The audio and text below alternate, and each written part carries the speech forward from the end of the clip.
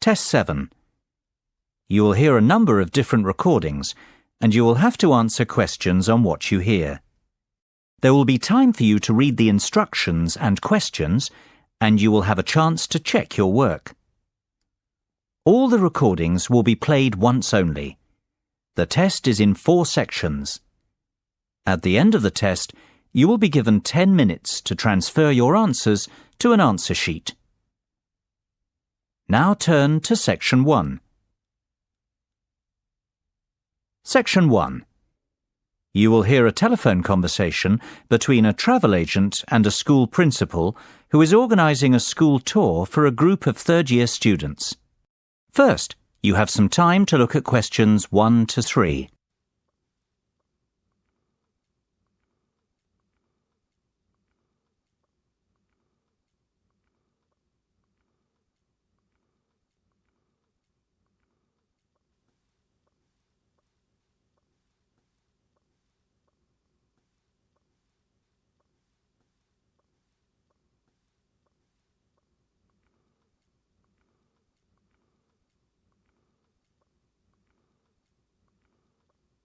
You will see that there is an example that has been done for you.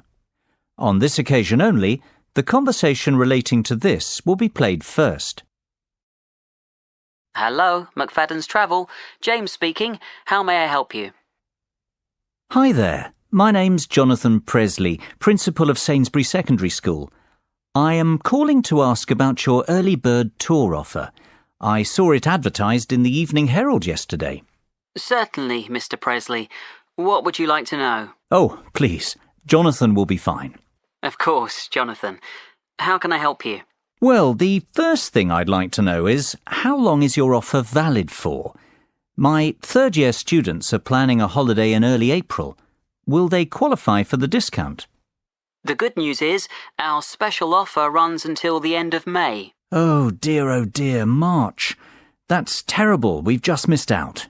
On the contrary, Jonathan, it's May, not March. You will qualify for the discount. Oh, fantastic! The offer finishes at the end of May, so the answer is C. Now we shall begin. You should answer the questions as you listen, because you will not hear the recording a second time. Listen carefully and answer questions 1 to 3. Hello, Mcfadden's Travel. James speaking. How may I help you? Hi there. My name's Jonathan Presley, Principal of Sainsbury Secondary School. I am calling to ask about your early bird tour offer. I saw it advertised in the Evening Herald yesterday. Certainly, Mr. Presley. What would you like to know? Oh, please. Jonathan will be fine. Of course, Jonathan. How can I help you? Well, the first thing I'd like to know is, how long is your offer valid for? My third-year students are planning a holiday in early April. Will they qualify for the discount? The good news is, our special offer runs until the end of May. Oh dear, March. That's terrible. We've just missed out. On the contrary, Jonathan, it's May, not March. You will qualify for the discount. Oh, fantastic! And I'm only just getting started. The best news is yet to come. What do you mean? Well, tell me now, how many students are you planning to take on this tour? I expect there'll be about 45 students and 3 teachers accompanying them. Why? Are there any further discounts? There are indeed. We do a 25% discount on groups of up to 40 people. For you, we can offer an even better rate, a 50% discount. Wow! Is that on top of the 15% early bird discount? It most certainly is, which makes your total tour discount, 50 plus 15, 65%. Surely there's a catch. This is too good to be true. Well, there is a condition that you must choose your destination from a list we have selected. You can't book a tour to just anywhere in the world with this discount rate. I see. And would Madrid be on that list by any chance? I'm sorry to disappoint you, but we do not offer this rate on tours to Madrid. However, we have an excellent all-inclusive 7-day Barcelona tour which is available. How does that sound? Sounds interesting. what is the total cost per student? Let's see. It works out at £679 per person with the discount.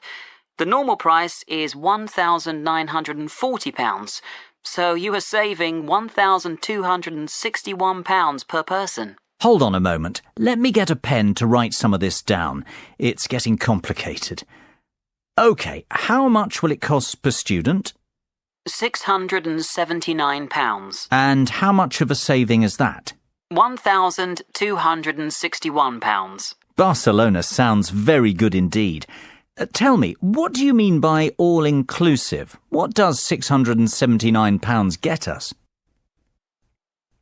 Before you hear the rest of the conversation, you have some time to look at questions 4 to 10.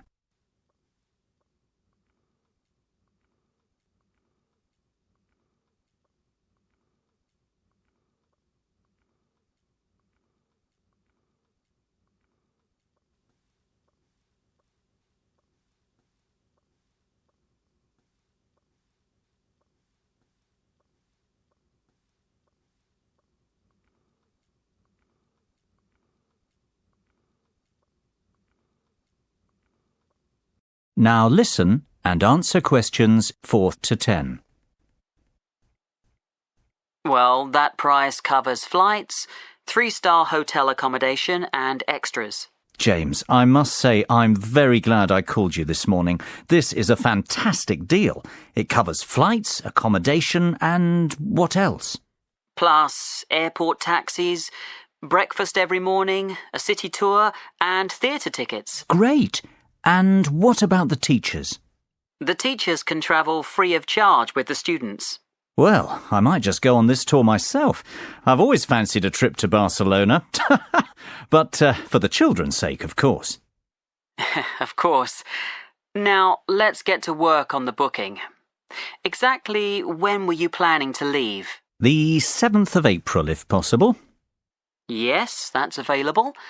And can you confirm the exact number of students, please? It's either 44 or 45. Let me see. Yes, 45. Exactly 45 students. No, sorry. In fact, that's 46. I forgot about Jenny McCarthy. She sent her application in late, so it's not in the same pile as the rest. So that's the 7th of April and 46 students, correct? Yes, perfect. And 3 teachers. Is there a morning flight? Yes, your flight is at 7 a.m. on Monday the 7th of April. Arrive at the airport 2 hours before departure. The flight will take about 2.5 hours and you'll land at 10:30 a.m. local time. How does that sound? Sounds great. Can I give you my email address to confirm the rest of the details? Of course. It's jonathan.presley@sainsbury.com. That's JONATHAN.PRESLEY@SAINSBURY.com. And we'll pay by credit card if possible. That'll be perfect. What's your card number? It's 6676 6654 9743 1251. Expiry date 01 Jan 2015. And the name on the credit card? That's my own, Jonathan Presley. So £679 times 46 students. I'm going to charge £31,234 to your credit card. That's the total cost. Sounds fine. Great. Well, I think that's all we need for now, Jonathan. It's been a pleasure doing business with you. If you have any questions, please don't hesitate to give me a call. We'll be in touch next week to confirm the booking details. OK, and thank you very much for your help, James. Bye for now. Bye-bye, Jonathan. Speak soon. That is the end of section 1. You now have half a minute to check your answers.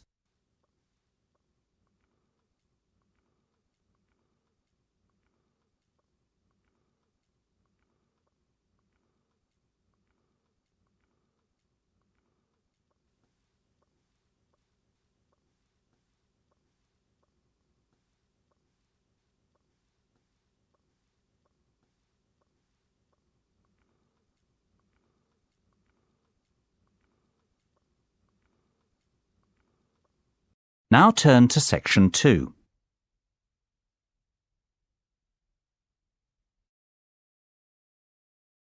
Section 2. You will hear an extract from a talk about the history of motor racing. First, you will have time to look at questions 11 and 12.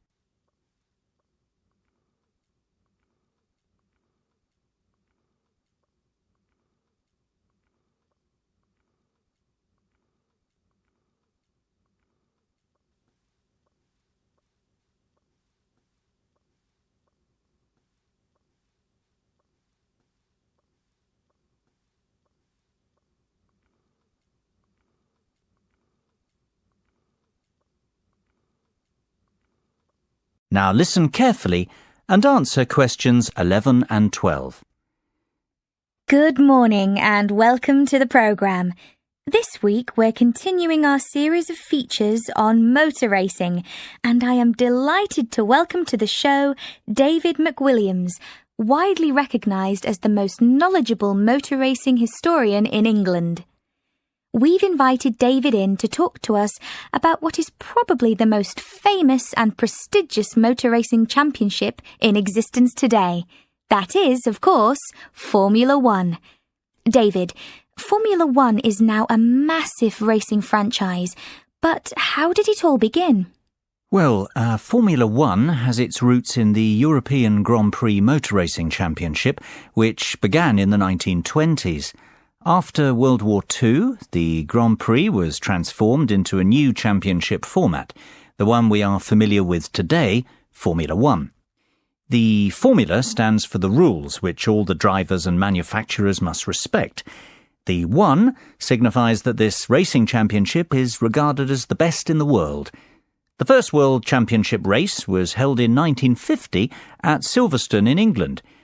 It was won by Italian Giuseppe Farina in his Alfa Romeo. Farina narrowly beat his teammate Juan Manuel Fangio of Argentina to the title, yet it was Fangio who would go on to dominate the sport for the rest of the decade, winning 5 world championships. As the years went by, the sport became a global phenomenon and grew from strength to strength, becoming the biggest commercial sport on the planet.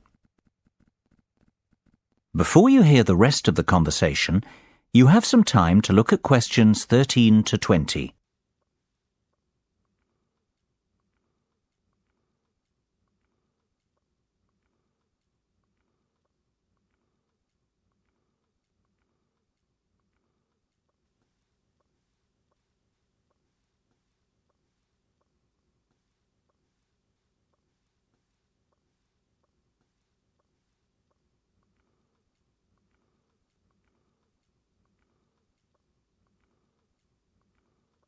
Now listen and answer questions 13 to 20. There's no doubt that Formula One is big business today, David, but what about the real heroes, the great drivers of Formula One, past and present? Who stands out as the best, in your opinion? That's an almost impossible question to answer, but I could narrow it down to 3 or 4 amazing drivers. Take your pick from any one of them.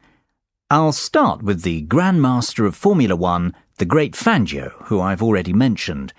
He dominated the sport throughout the 1950s, winning 5 titles in all, his first in 1951, his last in 57, a record that stood for 46 years.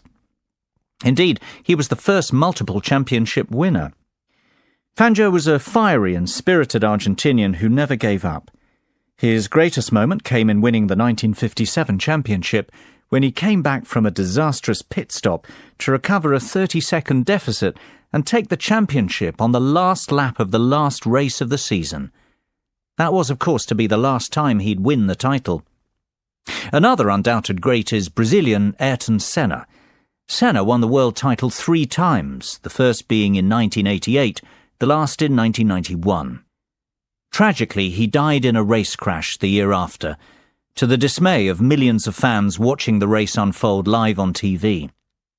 Senna was best known for his skills driving in the wet, and he won the Monaco Grand Prix, on what is regarded as the most difficult racecourse in Formula One, more times than any other driver. Perhaps because of this, He is regarded as the most naturally gifted driver to have ever sat behind the wheel. Another very talented driver was Frenchman Alain Prost. Prost won the driver's title 4 times during his career. His first title victory came in 1985 and his last arrived in 1993. Of course, Prost will always be remembered as the driver with the 3rd highest number of championship victories, and perhaps even more for the fact that he was a great rival of Ayrton Senna. Those two had many great battles. Last, but not by any means least, Michael Schumacher is the most recent of these driving greats who deserves a mention. His first title was won in 1994, and he continued to dominate Formula One until he won his last title in 2004. Schumacher holds many driving records, including most drivers' championships, race victories, fastest laps, pole positions, points scored, and most races won in a single season.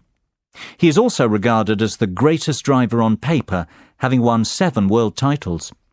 It sounds like Schumacher is in a league of his own. Is he not clearly the best then, David, based on his record? It's not that simple, unfortunately. These drivers all raced in different eras with different cars and under different circumstances. I don't believe we can say one was the out-and-out best, but rather that each was the best of his time.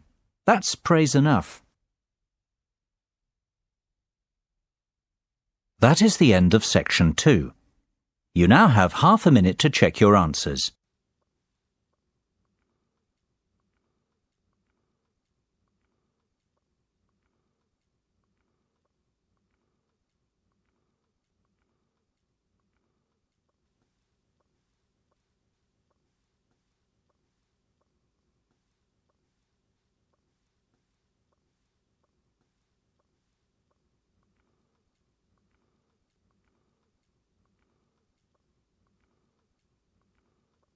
Now turn to section 3.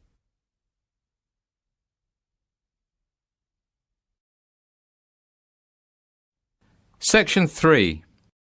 You will hear 4 business colleagues discussing a takeover proposal. First, you have some time to look at questions 21 to 27.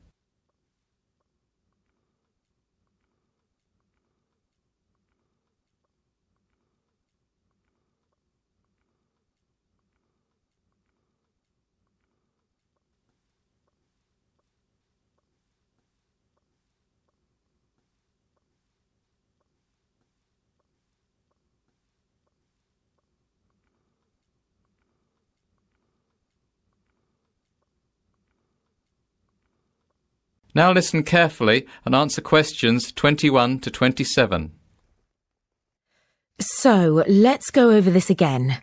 We don't want to make any mistakes, and we all need to agree we're making the right decision. Absolutely.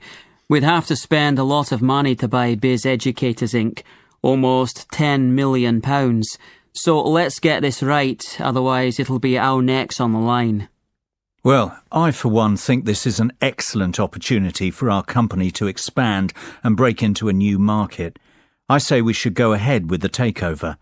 At £10 million, Biz Educators is good value for money.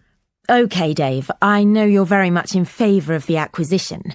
How about you summarise the plus points of this venture for us? Mark, you're less certain and you've highlighted some issues already. Will you summarise the downsides? I'd be only too happy to. Right then, Dave, let's start with you. Why is this proposal so attractive? What are the upsides? It's simple economics. Biz Educators has a proven track record and is an industry leader.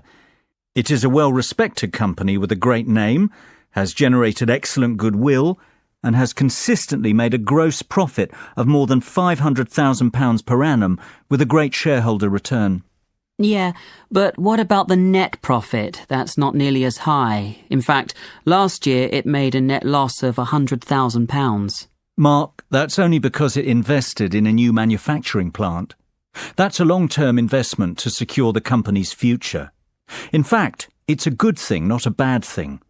It shows that the company has a clear and ambitious strategy going forward. Besides, a £100,000 loss is very small in real terms. It's hardly worth being concerned about. That loss will be clawed back within 2 years if the projected profits for 2012 and 2013 materialise. The forecast is for a net profit of £500,000 in 2012 and £1 million in 2013. The figures speak for themselves. This is a sound investment. I have to agree with Dave. Why are you so sceptical, Mark? I see where Dave is coming from, but we're overlooking some vital facts. First of all, this company wants to remain an independent entity. Hostile takeover bids are fraught with danger. We know from experience. Remember Davidsville Inc.? We spent a fortune researching that company and creating a workable business plan, only for the merger to fall through. Mark's right. It is always difficult to buy a company that doesn't want to be sold. Davidsville was a disaster. Continue, Mark. That's not my only concern. I'm also worried that Biz Educators is a production-based company. We have no experience running companies like that. Our market is investment banking and trading. We would have to hire outside managers to run Biz Educators for us. That's going to cost more money. Look, I'm not saying it can't be done. I'm just saying this is a high-risk venture. Plus, there's no synergy. Our business is totally different, so we can't save costs by combining departments. Well, we can certainly see that this decision is not straightforward by any means. Maybe, but we have to come to a conclusion soon. It's almost 5 o'clock. What's the hurry? Can't we postpone our decision and discuss the takeover proposal again tomorrow? Mark, have you forgotten that we have to have our conclusions ready for tomorrow's board meeting? That's when the official decision will be made. Before you hear the rest of the conversation, you have some time to look at questions 28 to 30.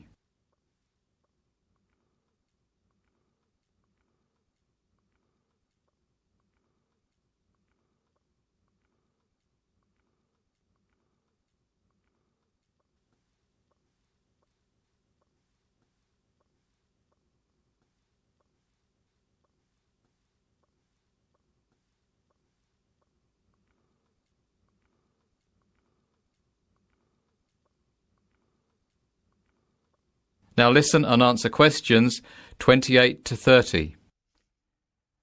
Goodness, it almost slipped my mind. Well, we'd best move on. Mary, John, you were uncertain before. Now that you listened to the pros and cons of the proposal, what do you think? I think it's a great opportunity for our business. Biz Educators is definitely profitable, and it is a business on the up. It's growing and is a very attractive takeover proposition for that reason. No one doubts that it's a very successful business, but the question is, should we invest? I say we should, provided we can guarantee the following. First of all, I would like assurances that the management of Biz Educators won't oppose us outright. That would make the bid too difficult. Secondly, I think we need to ask an independent mediator to broker the deal on our behalf. Last time we tried to negotiate our own takeover. It was a disaster, as Mark said. I agree, Mary. I'd also like us to carry out another audit of the company's books. In fairness, John, I don't think that's necessary. We've done a thorough audit already. It'll just cost more money. We must keep the deal secret until it goes through, though. If this gets leaked to the press, Biz Educators won't be happy. That will make the management even more hostile towards us. Good point, agreed. I don't think we need to be concerned about projected profit margins, goodwill or accounting issues. Biz Educators has kept very up-to-date account books. Great. Then we're all agreed. The takeover should go ahead provided we proceed cautiously. That is the end of section 3. You now have half a minute to check your answers.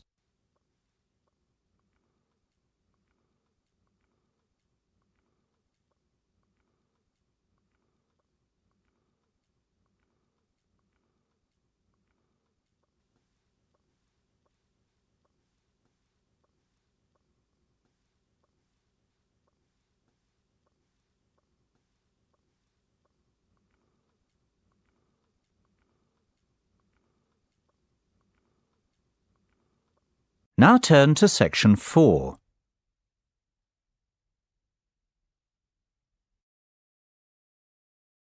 Section 4. You will hear part of a lecture about conserving energy. First, you have some time to look at questions 31 to 40.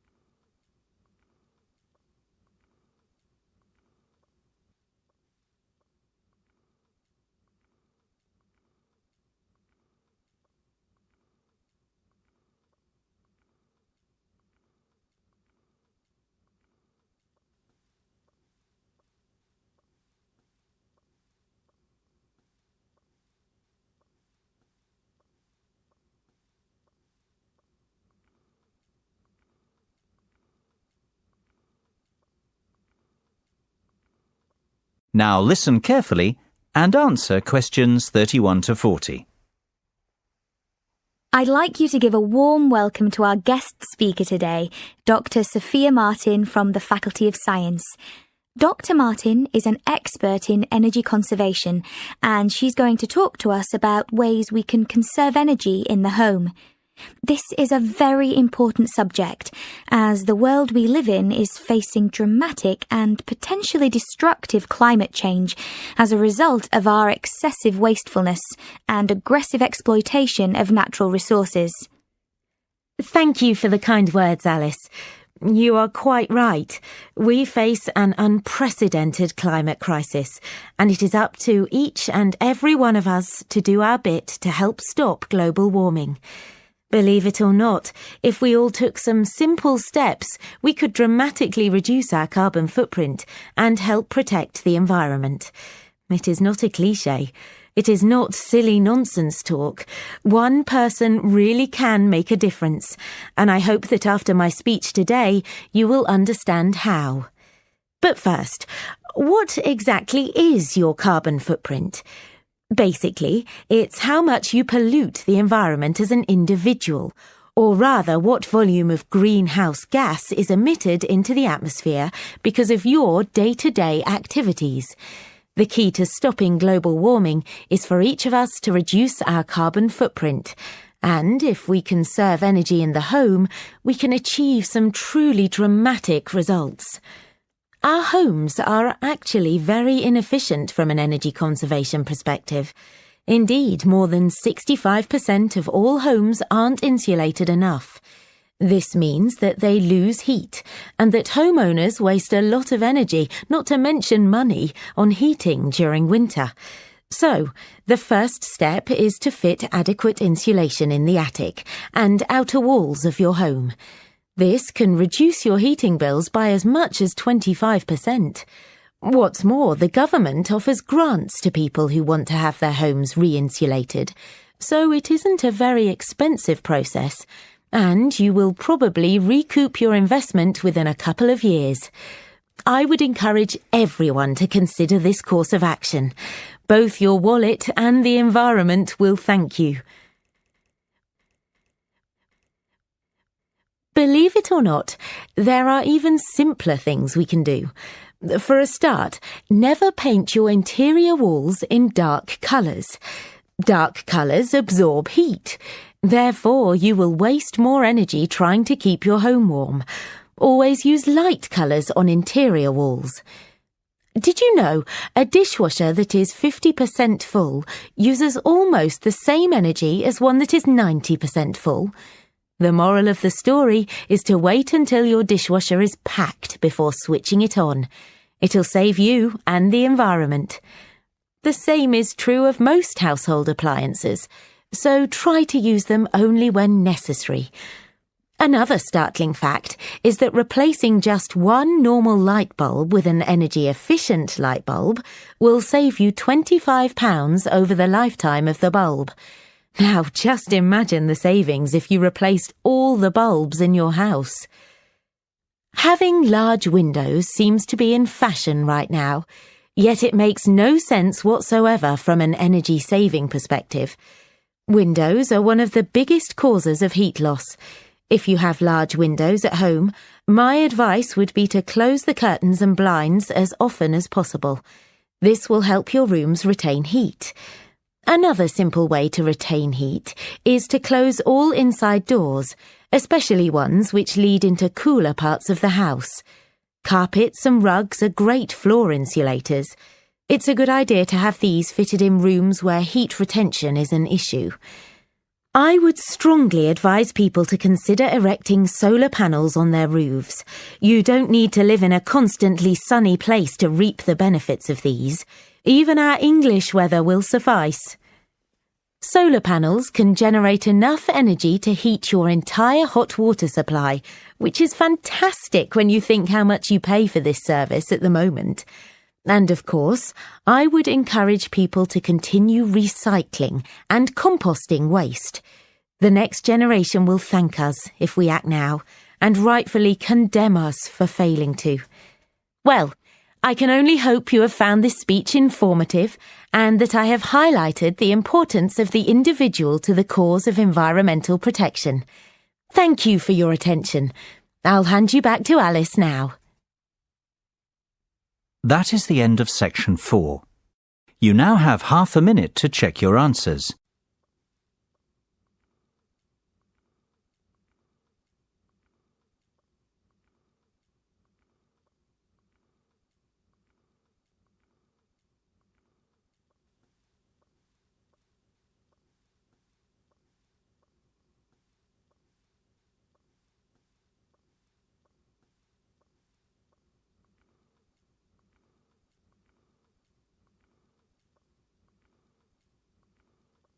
That is the end of the listening test.